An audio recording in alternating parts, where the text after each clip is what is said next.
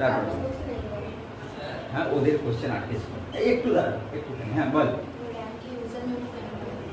র্যামকে user memory কেন বলা হয়? এটা খুব গুরুত্বপূর্ণ একটা কোশ্চেন। কারণ র্যাম আমরা জানি যে র্যান্ডম অ্যাক্সেস মেমোরি, RAM, এই র্যাম এর মধ্যেই আমরা যত কাজ করি সব কাজ কোথায় করি?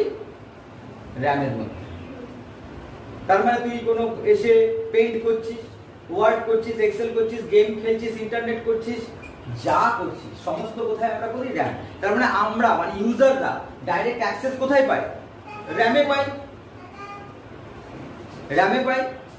তাহলে এই র্যামে যেহেতু আমরা ডাইরেক্ট অ্যাক্সেস পাই তার জন্য র্যামকে বলা হয় ইউজার মেমোরি। আর হার্ড ডিস্কে কিন্তু আমরা ডাইরেক্ট অ্যাক্সেস পাই না, হার্ড ডিস্কে আমরা পার্মানেন্টলি সেভ করার জন্য রেখে দিই। যখন আমরা কম্পিউটার ওপেন করি, বুটিং এর সময় অপারেটিং সিস্টেমের মেইন ফাইলসগুলো র্যামে আসে, এই প্রসেসটাকে বুটিং বলে। এবং যখন আমরা ওপেন করে কোনো ওয়ার্ড, এক্সেল, পাওয়ার পয়েন্টে যে কোনো কাজ করছি, যে কোনো কাজ, গেম খেলছো কেউ, গান শুনছো কেউ, সব কাজ কোথায় হচ্ছে? ওই যে র্যামটা আমরা দেখতে পাচ্ছি, র্যাম। বোঝা গেছে? তাই জন্য র্যামকে ইউজার মেমোরি বলে। ইউজাররা র্যামকে ব্যবহার করতে পারে, ঠিক আছে?